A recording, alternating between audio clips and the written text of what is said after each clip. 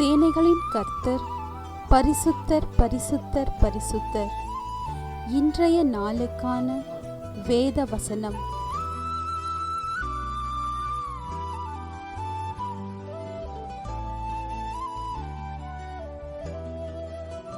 எந்த வீடும் ஒருவனால் உண்டாக்கப்படும், எல்லாவற்றையும் உண்டு பண்ணுகிறவர் தேவன். எபிரேயர் 3:4.